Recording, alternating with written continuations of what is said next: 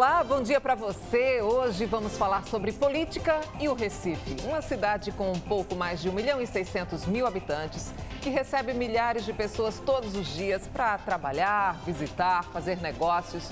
À frente do governo municipal está o prefeito João Campos, do PSB, que vai integrar o conselho político da equipe de transição do presidente eleito Luiz Inácio Lula da Silva.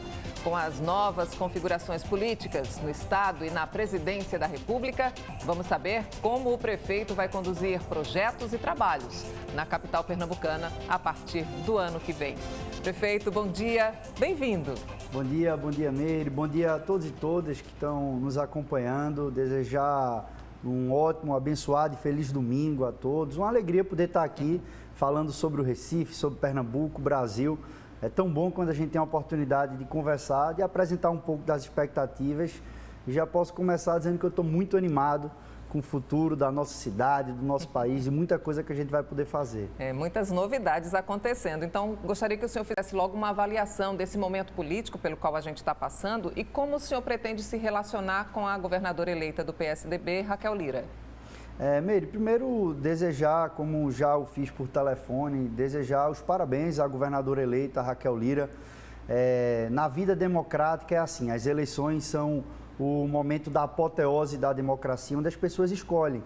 E a maioria de Pernambuco escolheu pela governadora Raquel Lira, a quem eu desejo sucesso nessa missão, e que a gente possa preservar a capacidade do diálogo.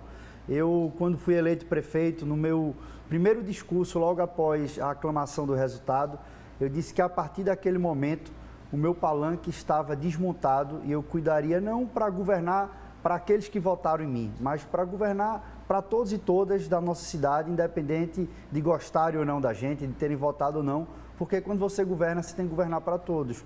E a gente vai com esse mesmo espírito poder dialogar com o governo do estado, buscar construir as parcerias necessárias para a cidade, para o estado de Pernambuco. Afinal de contas, o que as pessoas esperam é que o Recife dê certo, é que Pernambuco dê certo. E com briga, com arenga, a gente não consegue fazer isso. Tem que ter capacidade de conversar e de dialogar. É assim que eu fiz na minha vida e é assim que eu vou buscar fazer também. De minha parte, a gente vai ter esse compromisso de buscar um diálogo institucional para poder construir avanços importantes para o Recife. Bom, o senhor acredita que haverá algum problema ou alguma dificuldade em negociar com Raquel Lira, que questionou muitas vezes, que criticou a gestão do PSB? Eu acredito que eleição é eleição, cuidar e fazer gestão é fazer gestão. A governadora eleita foi prefeita de Caruaru, uma cidade grande, ela conhece o desafio de município, então a gente vai ter a oportunidade ainda de conversar, mas eu confesso que acredito que ela vai ter sim a capacidade de diálogo, de ouvir os prefeitos. Nós estamos na capital do estado, são mais de 1.600.000 pessoas, o maior polo médico do Nordeste brasileiro, o maior polo de educação, uma cidade que representa boa parte da economia do estado. Então, assim, a gente precisa empunhar a bandeira da cidade, não a bandeira de um partido político. As pessoas certamente esperam isso, você que está nos ouvindo. Você espera de mim uma posição que queira estar brigando ali por coisa menor ou que queira juntar os esforços para trabalhar pelo Recife? A gente tem que trabalhar pelas necessidades do Recife. E quais são as primeiras necessidades, as primeiras questões a serem tratadas com a governadora eleita? Veja, primeiro a gente tem que discutir quais são as principais ações que o governo do estado tem que influencia na cidade. Tanto do ponto de vista de investimento público, de obras, de mobilidade, de transporte, a parte de abastecimento de água, de saneamento, muita coisa que tem interligação direta com o município. Mas isso a gente vai construindo de forma institucional também. São muitas secretarias envolvidas, tanto no governo do estado quanto na prefeitura, para ter essa capacidade de construir ações conjuntas. O que eu acho que é mais importante é ter um alinhamento de expectativa de futuro, que a gente possa pactuar aquilo que o município está pensando, que o estado está pensando, para somar esforços nessa caminhada. Prefeito, como é que o senhor avalia o desempenho do seu partido, né, o PSB, que é líder da Frente Popular, que não chegou ao segundo turno, depois de 16 anos à frente do governo, com tantos desafios? Como é que o senhor constrói, né, essa trajetória até chegar nesse momento? Primeiro eu queria aqui deixar meu reconhecimento, parabenizar o companheiro Danilo Cabral, que foi o nosso candidato ao governo do estado de Pernambuco. Foi um excelente candidato, discutiu o estado, esteve presente em todos os debates, apresentou pontos de melhoria para Pernambuco. E o segundo ponto é reconhecer a trajetória do nosso partido e das realizações que foram feitas. Como eu disse mais cedo e reafirmo, a democracia tem um momento da sua apoteose que é na eleição, onde as pessoas escolhem. E as pessoas têm o direito de escolher. A alternância de poder faz parte da vida democrática. E que bom que ela existe. Mas eu tenho que reconhecer que muito foi feito. Quando a gente olha o estado que tem a maior rede de educação integral do Brasil, um estado que saiu da 21ª posição do IDEB de ensino médio, chegou na melhor educação pública do país, que tem programa de intercâmbio para alunos de escola pública, que construiu, e vocês lembram no governo do ex-governador Eduardo Campos, meu pai, mais de 8 hospitais, os hospitais metropolitanos, todas as UPAs que existem em Pernambuco foi construída por ele, todas as UPAs, que conseguiu, enfim, trazer uma nova dimensão para o complexo portuário de Suape, que conseguiu interiorizar esse desenvolvimento. Para vocês terem ideia, só nos 8 anos do governo de Eduardo foram mais de 200 indústrias que vieram para o complexo de Suape e diversas outras que foram para o interior. Então, quem está nos ouvindo aqui da região norte, não existia a Vivix, não existia a fábrica da Jeep, não existia o polo farmacoquímico, o polo cervejeiro. Então, assim, muita coisa foi feita. Mas é natural também que numa caminhada você não é obrigado, ninguém consegue acertar em tudo que faz na vida, pode ter eventuais erros, mas as pessoas escolheram. Então, não cabe a gente estar contestando o resultado. Resultado de eleição você aceita, você pode fazer até uma análise sobre ele, mas jamais questionar. Então, nós respeitamos o resultado das urnas. O senhor e a sua prima, Marília Reis, do Solidariedade, travaram uma oposição forte nessa última campanha eleitoral, E também em relação à prefeitura, pela qual vocês disputaram muito fortemente. Agora, no segundo turno das eleições, vocês estiveram no mesmo palanque, ao lado do presidente eleito Lula. Como é que foi essa reaproximação? Era uma imagem que a gente não tinha antes de vocês dois juntos, compartilhando o mesmo palanque. Veja, Meire, a gente primeiro teve uma disputa na eleição municipal por partidos opostos, caminhos diferentes. E nessa eleição desse ano, nosso partido sempre teve uma posição clara de que o grande projeto era a eleição do presidente Lula. Foi assim que a gente fez a filiação de Geraldo Alckmin, então o atual vice-presidente eleito do país, ele é do nosso partido. O PSB foi o maior partido a apoiar formalmente o presidente Lula e a gente tinha uma candidatura ao governo do estado. A nossa candidatura sempre foi a de Danilo Cabral. Então, ele foi o nosso candidato, foi aquele que a gente escolheu, que a gente, enfim, colocou as nossas expectativas e esperanças em torno de sua candidatura. Mas ele não chegou no segundo turno. Então, quando o nosso candidato não chega no segundo turno, o que é que a gente fez de imediato? A gente procurou o presidente Lula e disse: presidente, o que é que a gente faz para ajudar a sua eleição? Porque a nossa prioridade é a sua eleição. Nós não ganhamos em Pernambuco e precisamos fortalecer a sua caminhada. Então, tudo que foi construído foi dialogado e feito junto com o presidente Lula para fortalecer a eleição dele. Foi muito importante, tanto é que ele ganhou a eleição com uma margem de 2 milhões de votos e que o próprio Pernambuco é responsável também por isso, o Nordeste também. Então, nós buscamos fazer e tomar essas decisões pensando em como ajudar o Brasil. E não em projeto pessoal, não em, eu tenho uma desavença com A ou com B. Política não se faz assim. Então, política você tem que botar o interesse da maioria na frente do seu próprio interesse. E vocês vão caminhar juntos, fazendo oposição a partir de agora? Vocês, eu me refiro ao senhor e à sua prima, Marília Reis? Veja, meu foco é cuidar do Recife. Eu vou dedicar minha energia manhã, tarde, noite, sábado, domingo, feriado, a cuidar do Recife. Agora vou poder fazer muito mais parcerias com o governo federal. Tem vários programas que estavam parados aí no Brasil inteiro e que agora vão ser retomados. E o meu papel vai ser assim, tudo que tiver de oportunidade, eu vou querer estar na primeira posição da fila para trazer para Recife.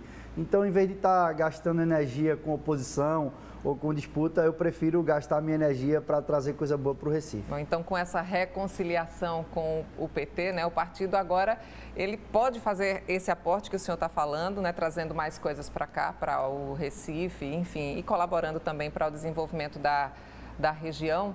E eu quero aproveitar para perguntar para o senhor qual é o papel que o senhor vai ter nessa equipe de transição do governo Lula.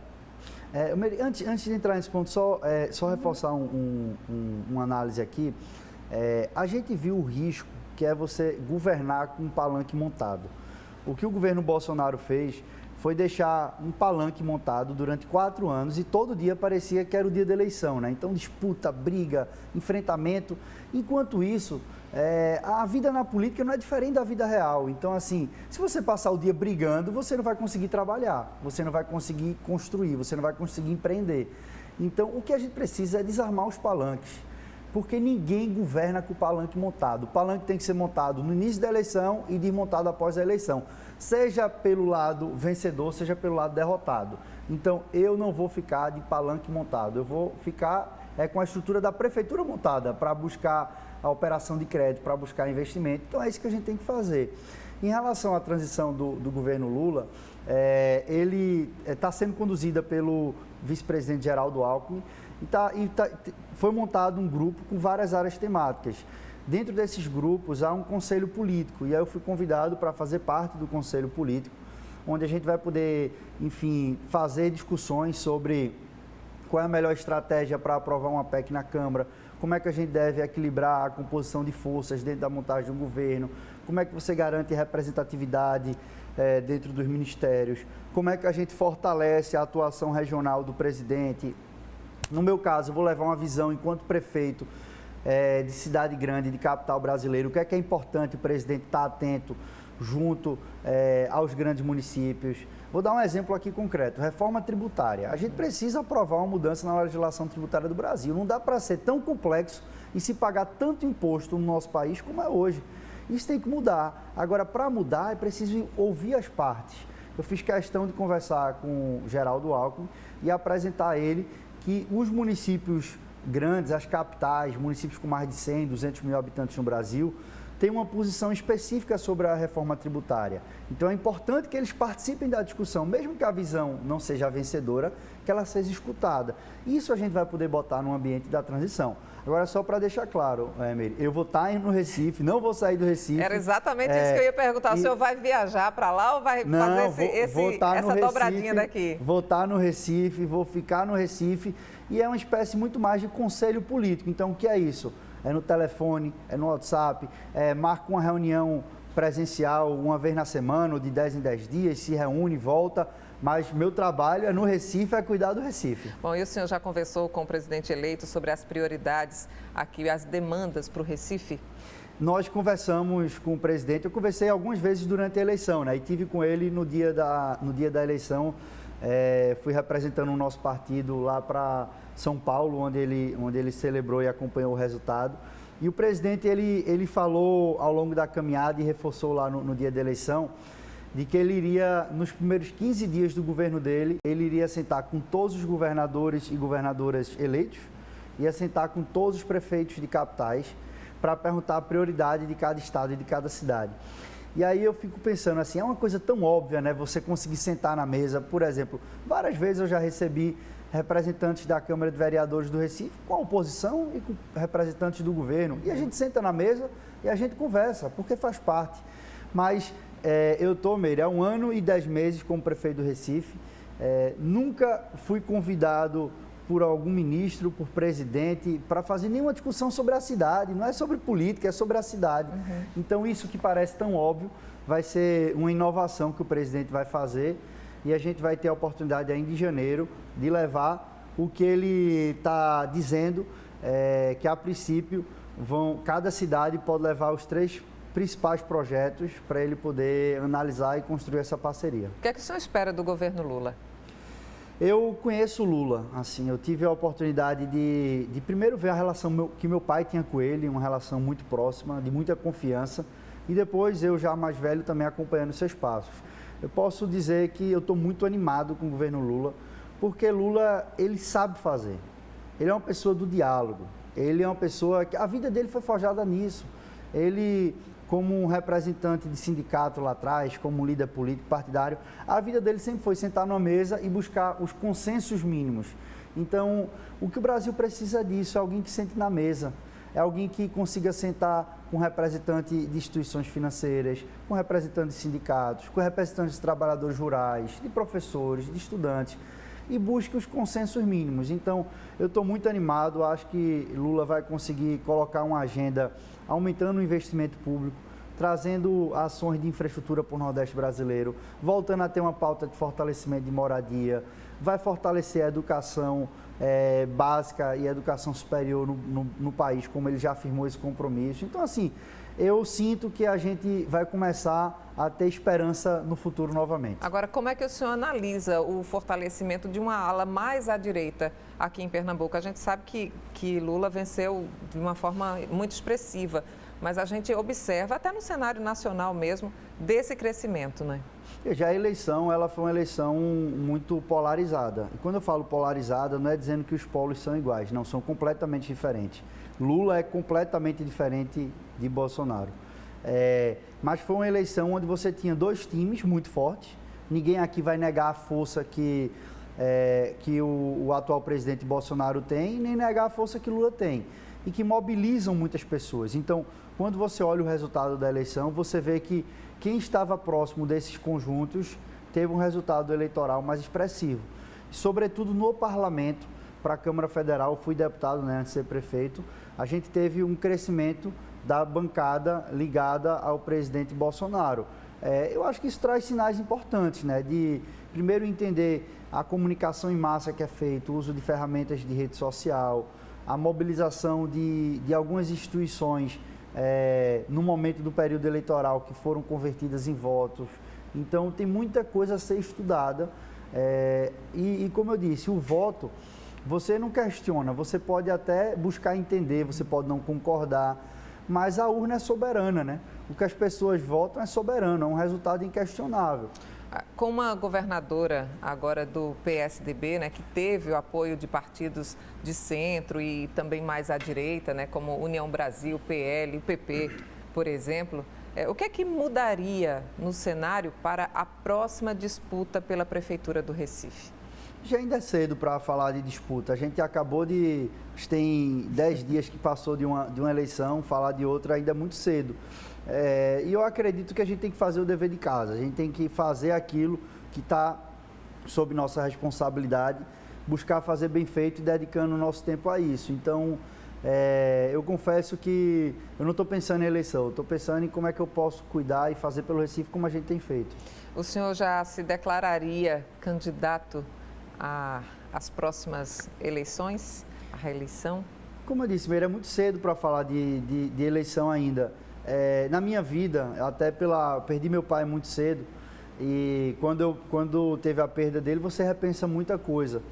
E a partir disso, eu comecei a deixar de pensar muito no futuro e começar a viver mais o presente.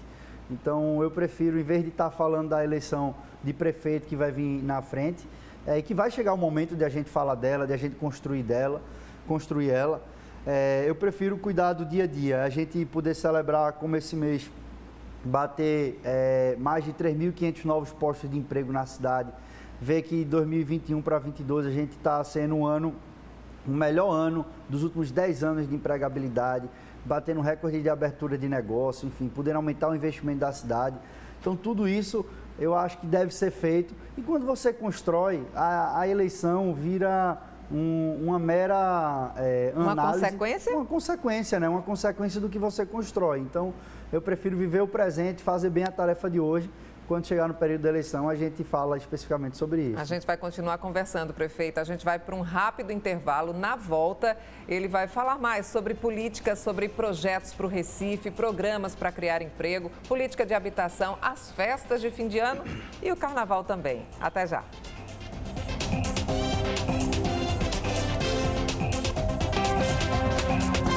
Estamos de volta com o Poder e Negócios, hoje com o prefeito do Recife, João Campos, do PSB. Após as eleições deste ano, como serão conduzidos projetos, trabalhos na capital pernambucana? Como ficam as parcerias, os programas para criar, por exemplo, mais emprego, a política de habitação, as festas de fim de ano, o carnaval? São muitas questões, prefeito.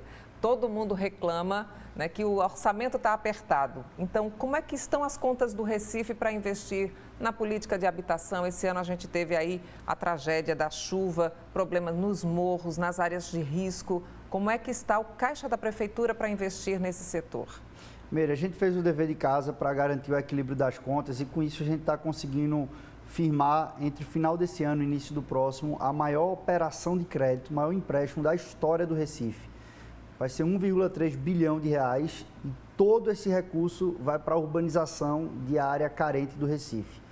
Quase metade para a proteção de encostas, então a gente vai ter um volume de construção de encostas na cidade enorme, enorme, assim, nunca antes visto de tanta obra que a gente vai poder fazer. Qual foi o grande problema? A gente não contou com nenhuma parceria federal. Hoje, o que o Recife coloca é de recurso próprio para fazer encosta na cidade. É mais do que o governo federal bota no Brasil inteiro. Então, foi desmontado dentro do Ministério da Integração, que é o atual Ministério do Desenvolvimento Regional, as ações de proteção de encostas. E a gente teve que fazer isso tudo com capital próprio. Então, diante disso, eu consegui fazer, junto com o BID, o Banco Interamericano de Desenvolvimento, uma operação de crédito para aumentar a nossa capacidade de investimento.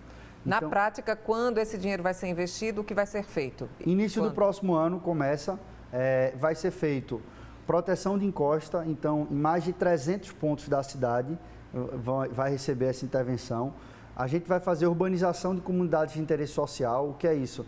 A gente vai fazer a parte de drenagem, saneamento, pavimentação de rua, uma praçazinha, um equipamento público, em mais de 30 comunidades de interesse social.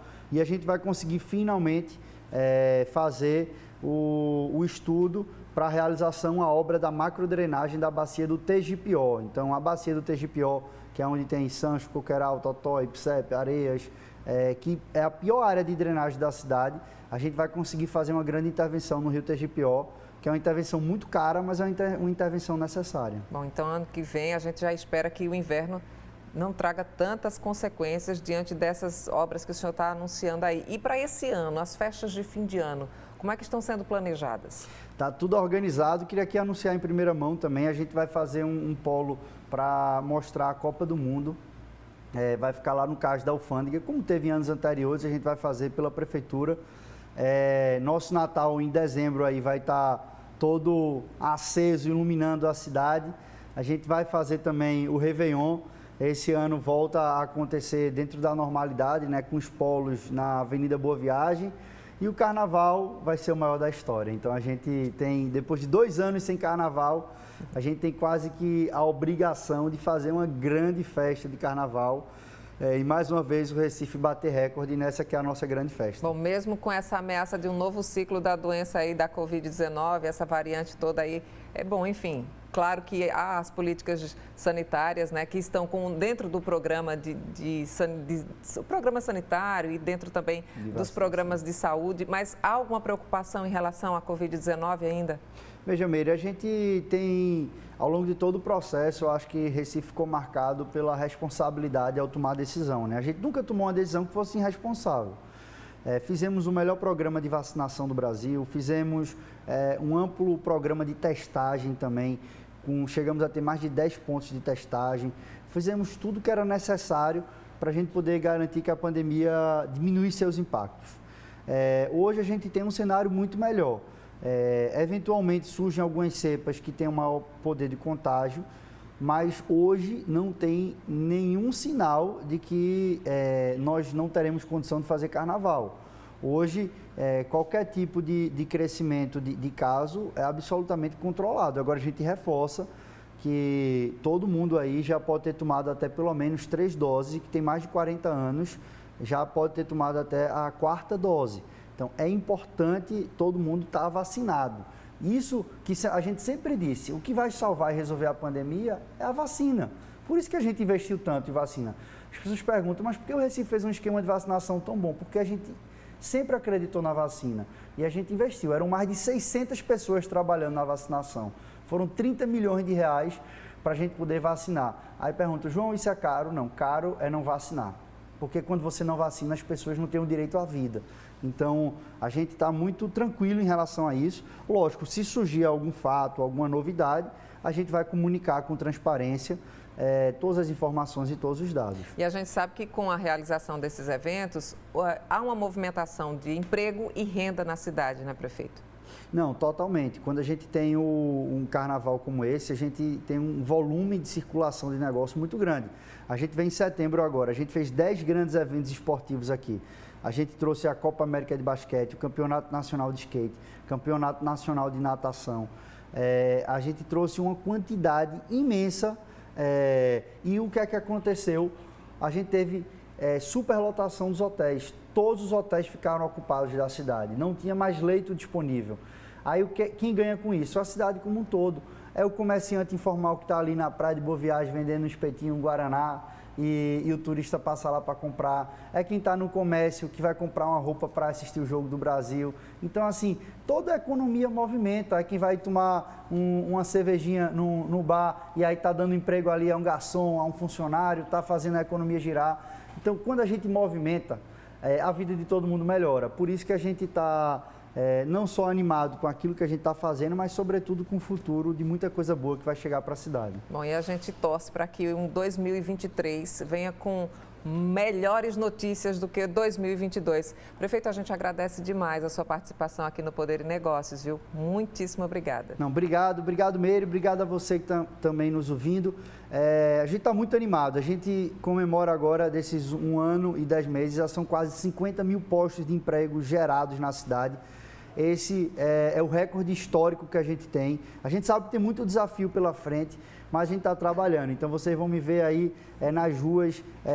Hoje mesmo saio daqui já para inaugurar uma creche para a gente poder trabalhar. Vamos lá. Muito obrigada, viu? Um bom dia para o senhor, prefeito.